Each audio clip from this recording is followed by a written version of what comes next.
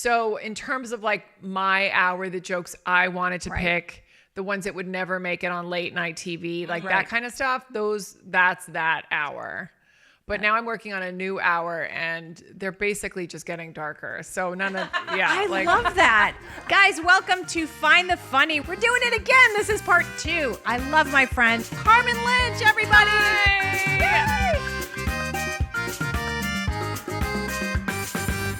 When you're doing a certain location or a certain place, like in terms of like sometimes I do ships and clubs and some things don't translate. Yeah. So same thing with the bases. Like you were saying, we can't talk about certain things, but then we'll write a 3 to 5 minute chunk just because we were doing that for 2 weeks straight. Yeah. And I'm like, oh, wish I could use this material in this area because it kills. Yeah. But people don't know their daily life and struggle and so it's wild. Like I did some gigs in Alaska and I'd come up with material that was just based for them. Oh my God, we have to talk about that. Yes. Because you're the one who recommended. Okay, keep going. Yes. Yeah. And so this was a huge phenomenon in Alaska. I'm going to actually just put the bit here so you guys can watch it.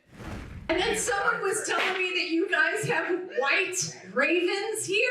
What? You have a white raven. You know it's a black bird, right? It's just doing white face, all right? It doesn't want to let you guys know. Look, this is how you know that this bird is black, okay? I've seen it. Once it lands on the ground, if you watch it walks like this. So that's how you can tell.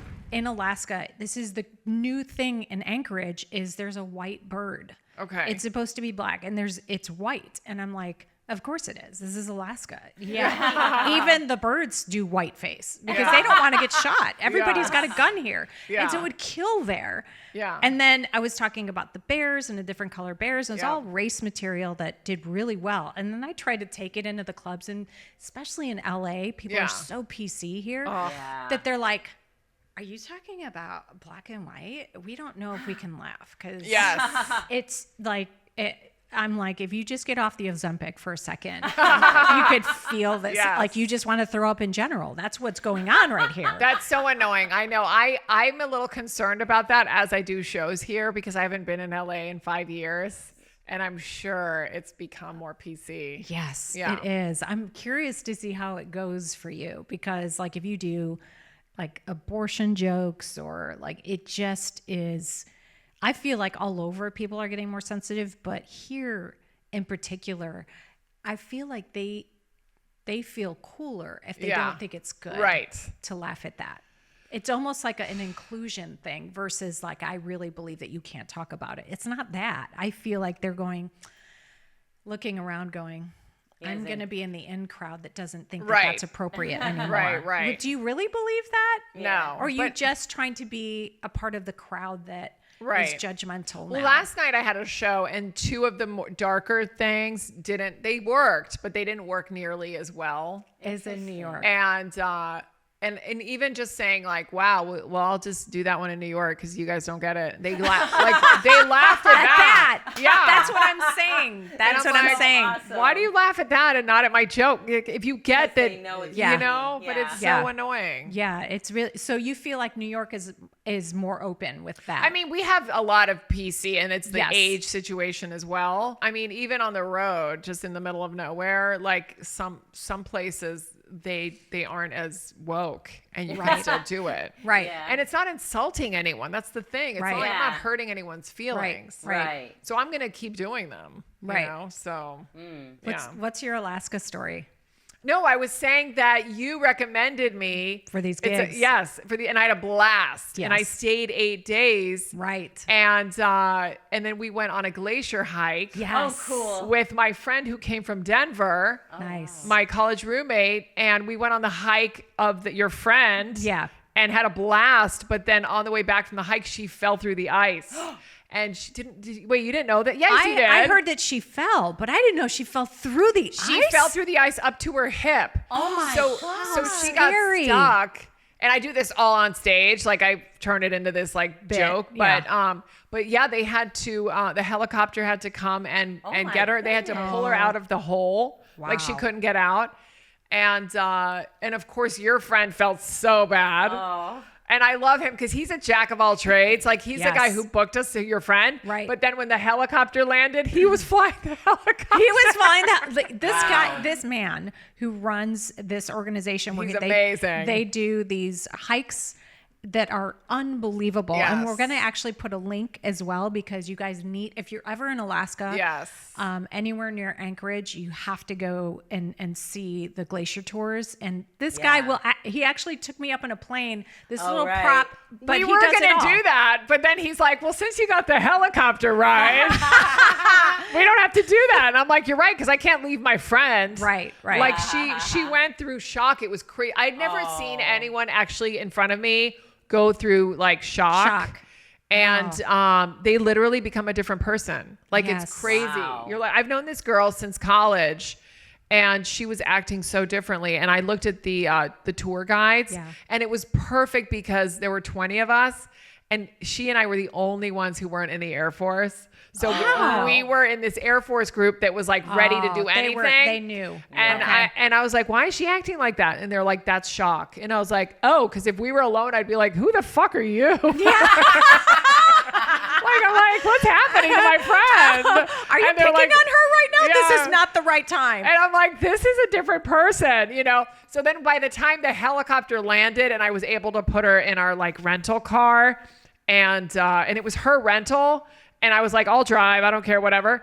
And she sat down in the front seat and I looked at the tour person and I was like, how do I handle this person? What do I do? And they're like, she's going to start calming down because she's not on the Glacier anymore. So she's going to feel safe. She knows that you're taking her to a hospital. And as soon as I started driving away, the friend that I knew was back. Wow. It was weird. It was really weird. Wow. So did she get hurt? She broke her. One of them is a tibia and one of them is what's this bone between here? Oh. Ouch. Is that the tibia or is that the ulna? Femur. Well, femur's on top, right? No, it's below. It's either the tibia or the femur. She broke it.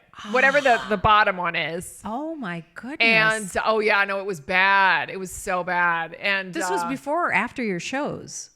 Thank God this was the last day. So it was after my show. So you didn't have to like experience that and then go do shows that night. No, but it was funny. She's so great. I love her. And she's very chatty and loves talking to people. So there was one more town we wanted to drive through. And she had her drugs. Like she had her meds, her pain meds. And she goes, just park the car and leave me in a diner and just do a quick walk around this tiny little adorable town. Yeah. And this was like 2 hours north of Anchorage. Yeah. And then I go do a little tour and then I come back at the diner and she's like chatting away with like a ton of people. Like this one guy's showing her grizzly bear photos. Yes. And I'm like, dude, I could leave you here and I'll just go do stuff. They do that. At one of my shows, there was they have to show you the bear that they killed. Yeah. And every one of these people from Alaska has killed a bigger bear. Yeah. Look at mine. This is the one I've killed. And it's just hysterical. And did you see any moose? Because they're the size of a house. I know. And I love this. Yeah. I have jokes and I'm sure you do too, but it's so funny to me. Like I'll see a moose and they're like, that's a baby. It's just like, I know. That's a little baby. Bigger than your SUV. And they're like, that's the young one. Yeah. They're like, one girl was like, that's a teenager. I'm like, this isn't even your pet. Like, how do you know how old he is? Exactly. But they're gigantic. And then they come over and I jump in the car and they're like, you're fine. And I'm like, no, I'm getting in the fucking car. Yeah. Yeah. Yeah. And I remember that one of the comics was driving me to a gig. And we were kind of on this like just one way each way. Yeah. And so beautiful, right by the water. And we drove past and he spotted, I don't know how, he spotted a black bear, which are a lot more rare. And so the black bears are very aggressive. So he was like, he pulled over and we could have gotten hit by He's like, it's a black bear, let's go. And he runs out of the car and he starts running toward the black bear. Oh my God. And he's like, let's go. And he got me out of the car and I was like, I'm not going to run toward a bear. In what world do you think that this is okay? You don't have a gun. Yeah. You don't have anything to protect. He's like, let's go. And I'm like, I'm going to die. This is how I... I'm just by a bear. But it's a different mentality, a different world in Alaska. It's you're like, this is a part of America.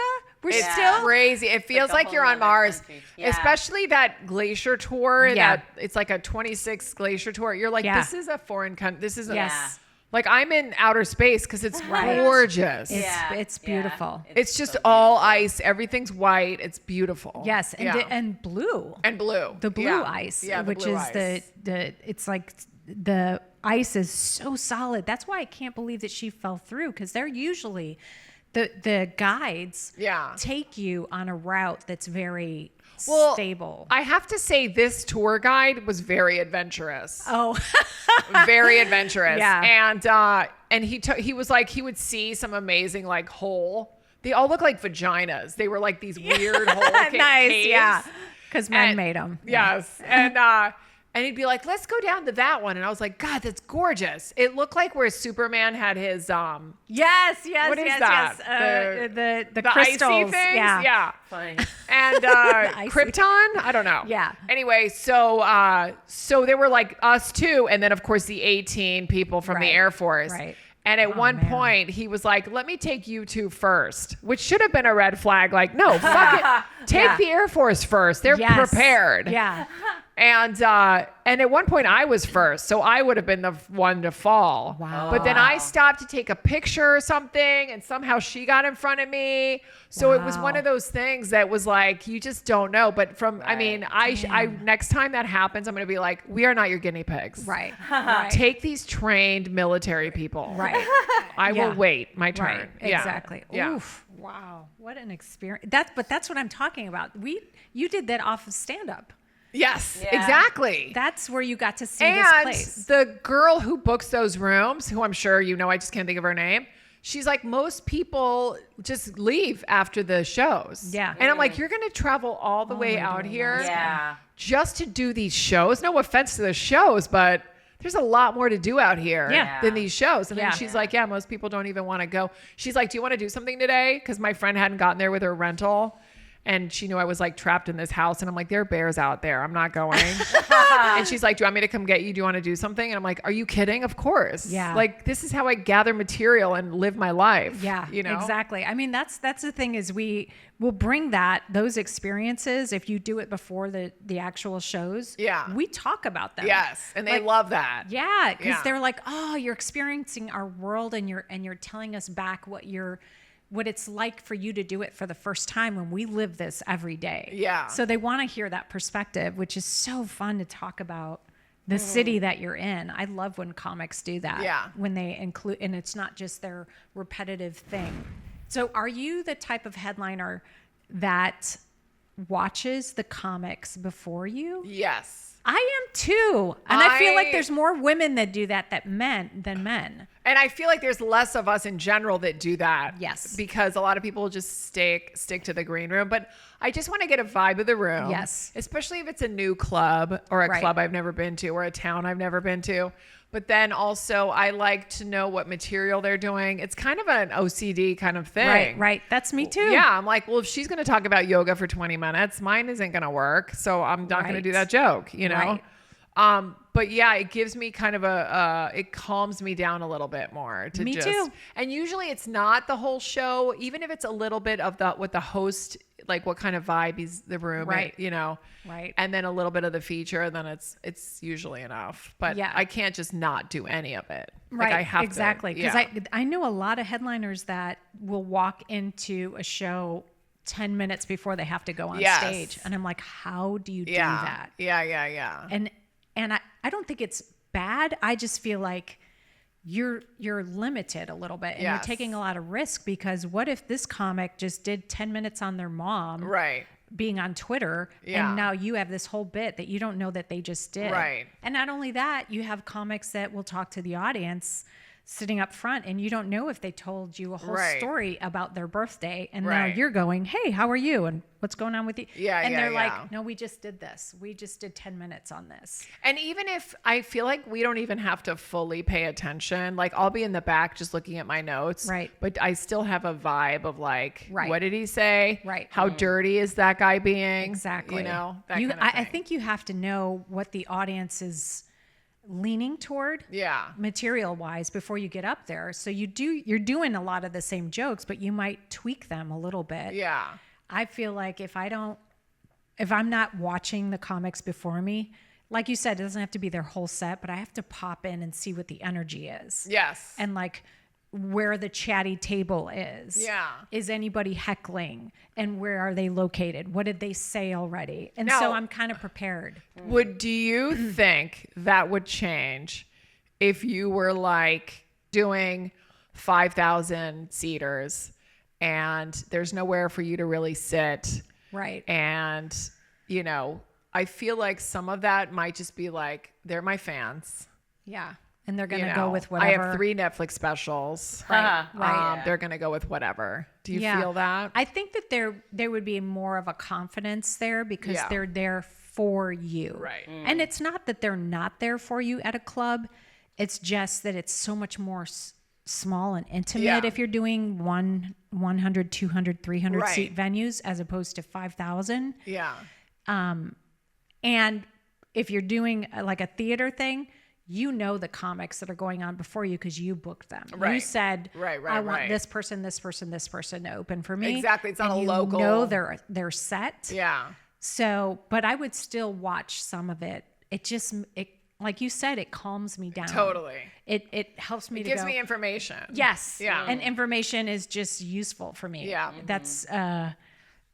That's something about my personality. It's a false sense of control. Yeah. Ah, Interesting. For me, I feel like if I get all this information, then I've prepared as much as I possibly Yeah. can for the gig. But I do get jealous of those types that Yeah. will literally talk to someone Mm-hmm. until 30 seconds before when their name is announced. Yeah. Oh yeah. And I'm like, I hate you because they kill all the time. And usually those people aren't doing so much material. They're Yeah. just funny because of their persona. Right. Right. They're not like, that guy's a good writer and this one's a good performer. It's usually like Right. the performer who can be like, hey, nice shirt. Laugh. Yeah. Yeah. And those people aren't watching the show. They're just shooting the shit in the back. Right. Yeah.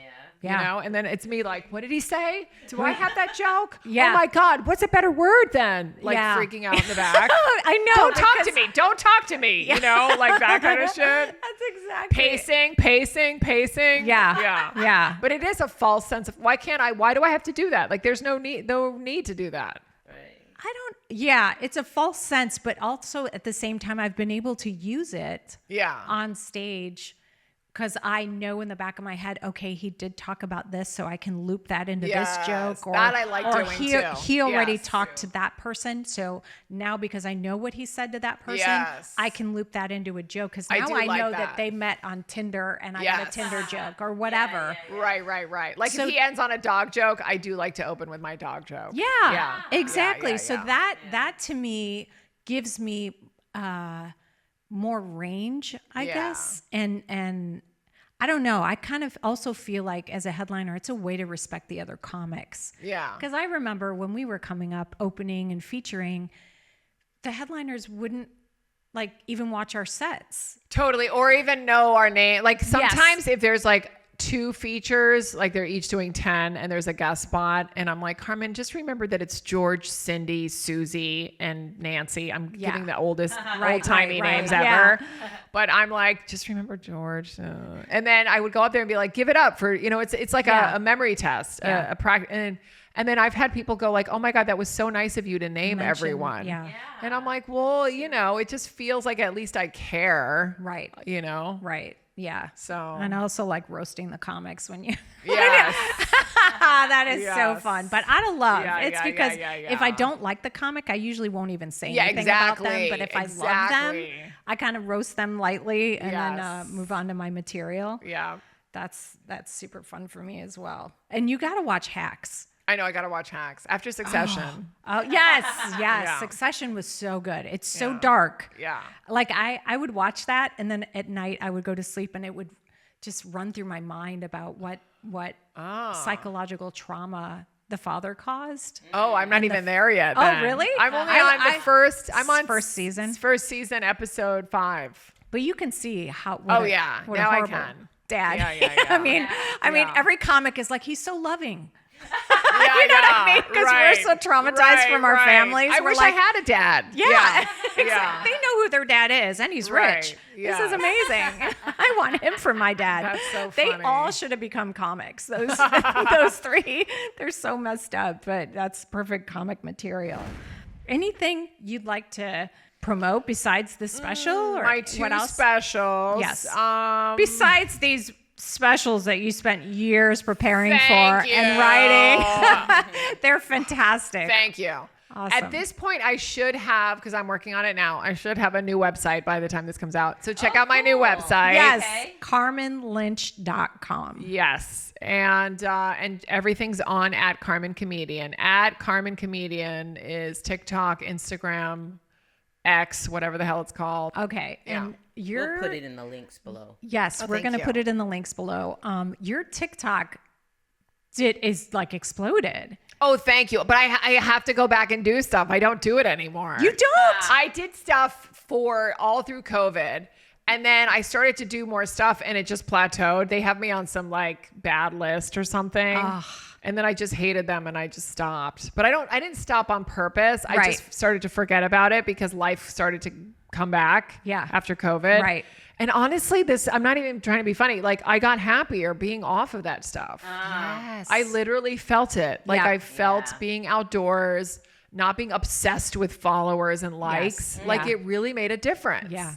Yeah. I hate that our business is so social media heavy now. Yeah, I know. It's like a new model that we didn't have when we started. Right. Like, And, like even this is a podcast. Totally. Right. So our followers can see us and kind of get to know us a little bit. But I understand the reasoning behind it, but that's what our act is for. Yeah. That's why you go to a club and listen to our jokes. Yeah. And it's infuriating too, because like, God bless these younger kids who do it all the time, but this was not our business model. No. And it's, for some reason, it's harder to, I don't know, to just do that all the time when I just don't want to do that. Right. My Instagram got hacked. I don't know if you know that. And I lost a ton of followers. Oh, man. Everybody. Yeah. And which is whatever, but it does affect my work. Yeah.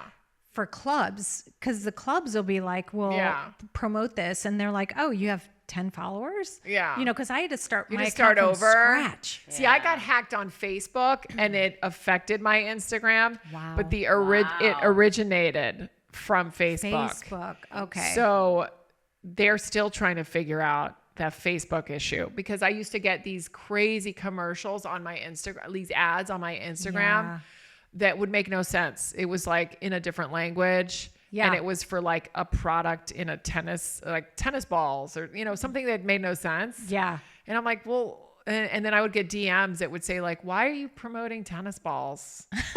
And then I would go to my page and it wasn't there. It was just in my notifications. So it's like this weird hack. It's so annoying. And I'm like, as long as they don't knock on my door and kill me. Did they steal your name or anything like that? I've had that. Yes. And then I blocked all of those. And then I finally got through to someone and they were like, I don't know what they're doing. I don't know if it's fixed. Yeah. But I'd say 90% of it was coming from Facebook. It was like the link, the fact that it was linked to Facebook or something. Yeah. And I was like, I can delete my Facebook. I don't care.